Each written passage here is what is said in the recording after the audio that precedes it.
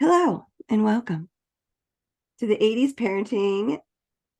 Fuck, I already fucked it up. Okay, hold on, I'll get that out of there. And now it's for real. For real, for real. Hello, welcome to the 80s parenting, the podcast. Join us as we dig into the wackadoo world of 80s parenting, where mullets reign supreme, parachute pants were fashionable, and streetlights were our alarm clocks. We talk about growing up in the 80s and how we had a lack of parental guidance. Hello, Heather. How are you? Hello, I'm good. How are you? Good. Here's my co-host, Heather. My name is Malinda. And we're they can't see that wave. So True. Sorry. true. So a little bit about us. Heather and I grew up in Arizona. So we kind of want to do a little bit of a background on how we made it to Arizona. So, Heather, you want to go first? Sure. Sure. Do that, sure, enthusiastically. Sure. Yes, please. Sure. Let's talk about our journey. Wow. All right. All right. What year? Let's start with what year you came to Arizona. I came to Arizona in 1982 by way of Iowa, which is where I was born. Tiny town called Indianola. Hello, if you're from Indianola and you're listening. Um, but I came with my parents in a tiny little Pinto station wagon, Ford Pinto station wagon, Ooh. circa mid 1970s, white with wood paneling. Very, very chic. Very Uh, classic. it was. It still is. I can pull up a picture for you if you'd like. Great vehicle. So we decided to move here in 1982 because my mom and dad were on the verge of getting a divorce, and my mom didn't want to be the one to pull the trigger. So she thought that if we moved to Arizona, my dad wouldn't come. So my dad is very, very close to his family, and all of his brothers and sisters and parents lived in Iowa. And my mom's parents actually retired to Arizona a few years before we came out here. And so she decided that she wanted to come out here. And we packed up the family truckster and headed out west. Had you ever been to Arizona to visit your grandparents? No, no, they came here a couple of years before and they went to Yuma originally, which is it's pretty much on the Arizona-Mexico border. Mm-hmm. And they decided they didn't like it there. So they came up to Mesa, which is like a suburb of Phoenix. Um, and so that's where they lived when we moved here. But I had never been outside of Iowa when I moved here. No, Iowa, somewhere in the middle. You got that right. Pick it out on a map, kids. Somewhere in the middle. I know East Coast and I know West, and then the rest are in the middle. Maybe Texas. It's on the bottom. Yeah. Yeah, Florida. Yeah. So In elementary school. exactly. This is what we're talking about. The retained information that I have is minimal. Do you remember how you got to Arizona? I do remember how I got to Arizona, but first I want to hear about your journey. Oh, it was fun. Hold on. Let me get comfortable because I've never heard this story before. Okay, go ahead. So, as previously stated, we had a Pinto station wagon, which I guess to put it in perspective, so it's not a full size. Like when you think of a station wagon, I always think of like the Griswolds, you know, family truckster that they took to Wally World, the big, Yeah. huge one. A Pinto station wagon is not that. It is probably a little bit smaller than like a Subaru Outback, not nearly as cool. Um, and so it's this little tiny station wagon. We had like no money. My parents were hippie farmers. My mom didn't work. We churned our own butter, ate carob, and all that fun stuff when I was a kid. Yeah, it was bad. Oh, there's a story of carob that I will discuss later, and it still scars me. Yeah. Go ahead. Sorry. Candy is its own episode in the future. Ugh. There was some fantastic candy in the 80s. I'm surprised we didn't all explode. Uh, and so we didn't have any money, really. And so we packed up what we could in our car. We sold off everything else to pay for the gas and the hotels to get here. So this little Pinto station wagon is crammed full of boxes of everything that we owned. There were no seatbelts in this vehicle, so I had to sit in the middle of the back seat. And there was so much stuff. Like I was literally, I mean, we could have been in a horrendous accident. I wouldn't have gone anywhere because Hey, the boxes were your seatbelt. boxes were my seatbelt. You're welcome. And my airbags and my, but I actually, there was so much stuff in the car. I actually had to ride all the way from Iowa to Arizona, which is a 2-day drive, with my knees up to my chest, curled up in a tiny ball. Oh, good thing you were little. I know I was little, but hence the reason I have back problems and hip problems and knee problems today. Yeah. And psychological problems. Yeah, oh, that too. That didn't stem from the drive here. You never know. Could have Good. came from there. How old were you when in 1982? 9. 9 years old. 9 years old. 9 years old, which is the third grade. Yes. The third grade. Well, so we moved in the summer before third grade, so like August, because back in the 80s, school didn't start until after Labor Day. Right. And so we moved in August to Arizona, August of 1982.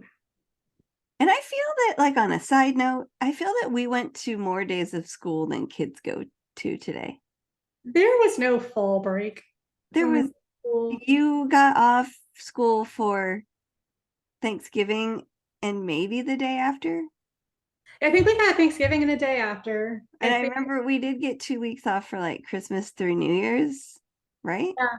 Yeah, and then we got 1 week of spring break, but they've added a lot of holidays that we didn't used to have. Yeah. Well, I mean, for good reason. Now they're national holidays. I mean, I enjoy a national holiday because I get them off work. So. Oh, does Monday, bank holidays, our school holidays. Yeah. So you get to Arizona in 1982, the summer.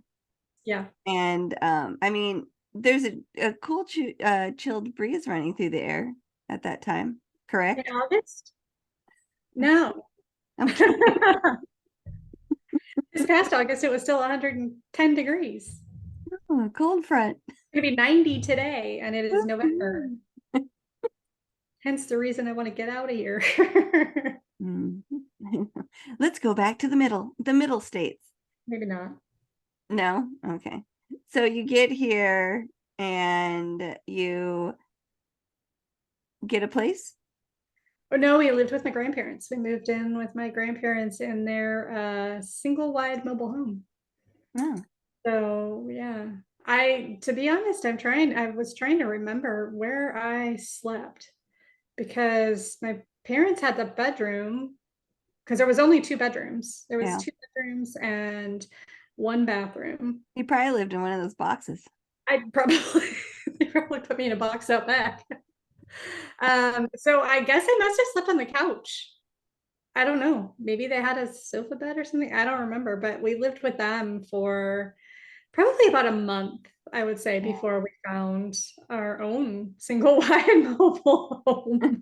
Here you are, sleeping on the floor. You know, you probably slept on the floor. It was probably more comfortable than their old crotchety couch. I don't know why, but I remember furniture in the like 80s being hard, like hard surfaces and very like very rigid edges. Like everything was everything was wood adjacent. Yeah. Everything had wood. Like the sides were wood, the bottom was wood. It was a whole wood situation. Yeah. It was very strange. Yeah, I was trying to think back to our sofas, and I think we had one that was like pleather. I don't remember. I think you did actually. Wasn't it cream colored? Yeah, I don't remember. I was trying to think back because we probably only had 1 or 2. We were poor too. Well, tell me, okay, how did you get to Arizona? Tell your story of how you got here. Oh, let me tell you, Heather, buckle up because you've heard this one. I mean, not have heard this one. I've never heard this I've one. never heard this story before in my Okay. life. Okay, so backstory. I was born in Pennsylvania. What part? What part of Pennsylvania? I don't recall. I'd have to look on my birth certificate to Abington. That's right, Abington. It was many years ago. I mean, I'm a new 50, so it was many years ago. It's hard to remember. So in 1979, my father died at the age of 35, which at the time when you're young, it seems so old. Mhm. And growing up, it seemed like he was really old, but 35 is super young. Super young. So my mom decided that, like your grandparents, my grandparents moved from Pennsylvania to Arizona to, I don't know, not live in snow, but live in, Satan's armpit. So my mom's parents moved to Arizona, and we had never visited them prior to moving. So my mom packed up all of our things in 1981 and moved. Well, actually, her brother worked for Xerox. And so I just remember like all these Xerox boxes around our house. And I don't know how they like finagled that, but I'm sure it didn't cost my mom any money because we had zero funds. So they picked up all of our things, and my grandparents had a 70s motorhome, Nice. Winnebago. And I think it was green with wood paneling. That was kind of a theme back then. The wood paneling. I mean, what was that? Let's make our cars look like wood. I don't know. I never understood. I don't know what the fashion trend that was, but let's not go back. Thankfully, But it's over. thankfully it's over. I'm sure it'll be back. Kind of like parachute pants are back now. And all the things that we did 20 years ago are back. Yeah. I should have kept all my old clothes, although they wouldn't fit anymore, but that's another story for another Yeah, time. I mean they've yeah, I guess they've revamped them, but the if you would have saved all of them and you could sell them from because everybody in the 80s was thin. Yeah. We'll have, you know what? Let's do an episode on clothing sizes Yeah, because what's happening now I is don't not know. accurate. It's not accurate. I mean, anyway, I digress.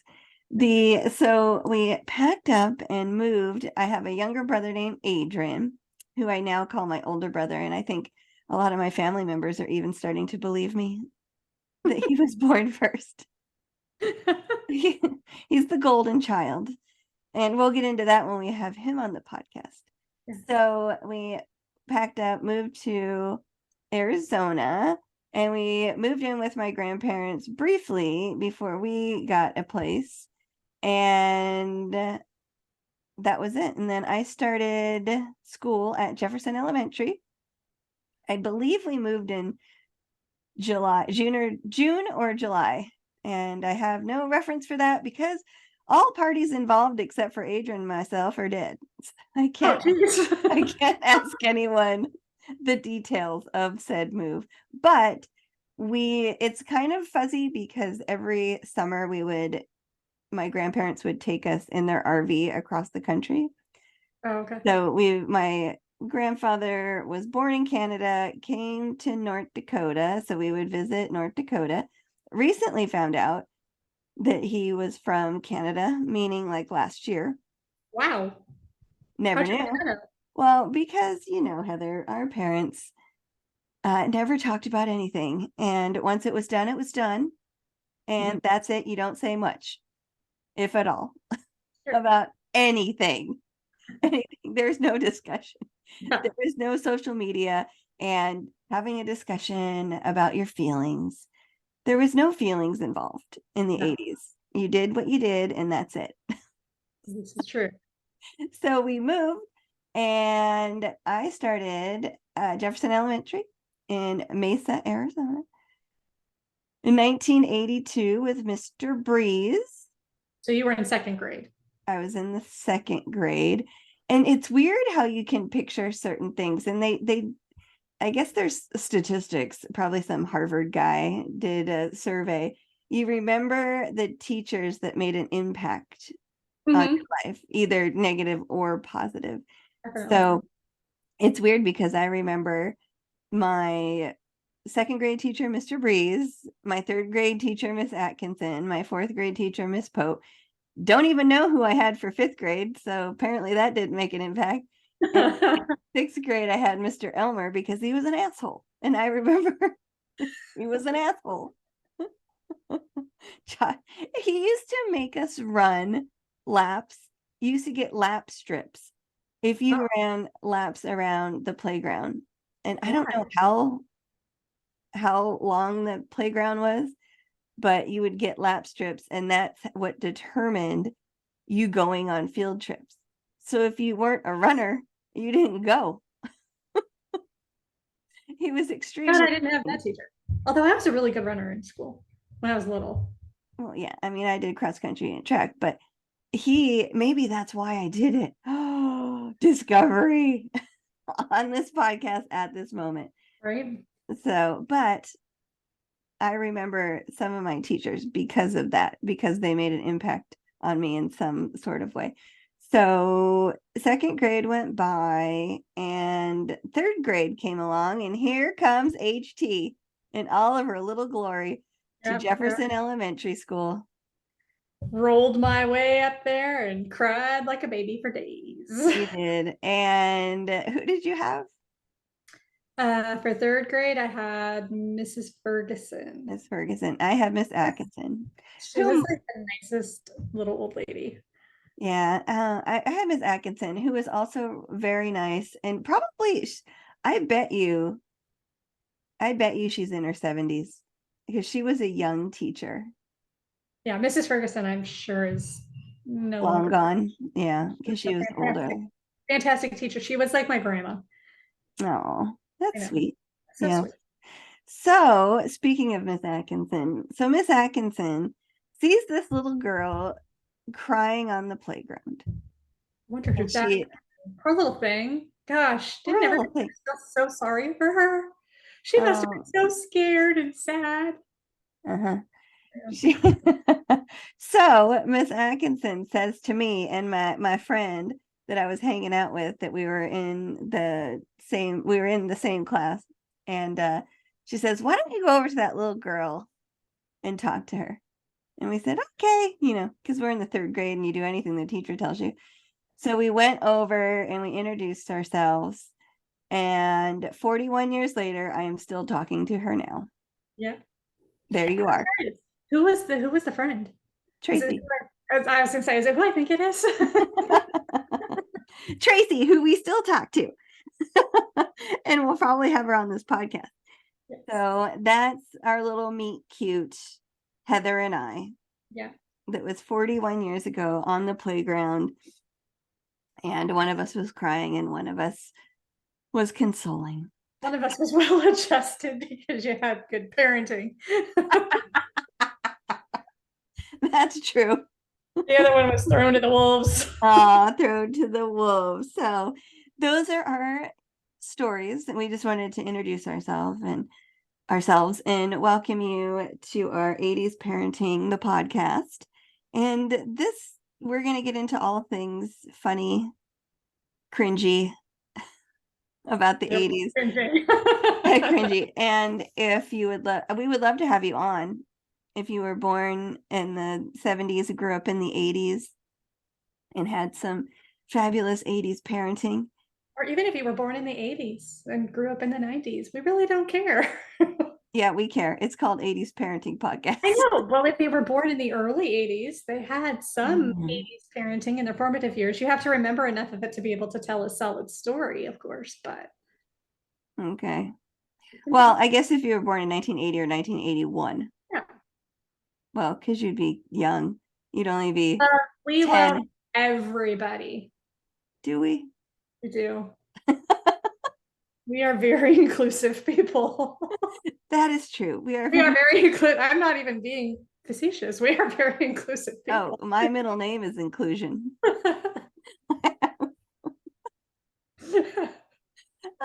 So those are our stories. We can't change them, unfortunately. And our next episode, we're actually going to dig a little bit deeper into our parents. We'll introduce you, not literally, but we'll introduce you to our parents and we'll discuss their parenting styles. Yes. And some funny little stories about how we came to understand their parenting styles. Yeah. Well, I mean, we could try to bring them back. You got a Ouija board that was popular in the 80s. Don't mess with those. Don't mess with the Ouija boards. That was a thing. Do they still have slumber parties? Do kids still have slumber parties? Yeah. Do they? Interestingly, though, now some of them are boy-girl slumber parties. Yeah, that wouldn't have happened. Yeah, no, not at all. No, there was no boys allowed. Because I have a son. Except for Adrian was always there. Adrian, well, yeah, because his friends would spend the night with us. So it kind of was. Yeah, oh yeah, I guess so. No, but I meant like Adrian was always around. Yeah. So He was always around. He was always around. Oh, we should mention that Heather is the only child. I am an only child. There's a lot to unpack there. I have surrogate siblings. Their names are Malinda and Adrian. And who's older? Adrian. That's right. That is correct. That is the correct answer. Sure. So we will see you guys next time on the podcast. And we really appreciate you being here. If you are a listener and want to be on, we'll put all the information in our show notes and on a website if we get that going, and all of our social media once again if we get that going. We will. Yeah, put it out there in the universe. We will. So we'd love to have you on. And if you're into reviewing, if you have, a moan, only nice things to say. If you have only nice things to say in a 5-star, we'll take it on Spotify and Apple. And you can leave a review on Apple. You can give us stars on Audible or Amazon.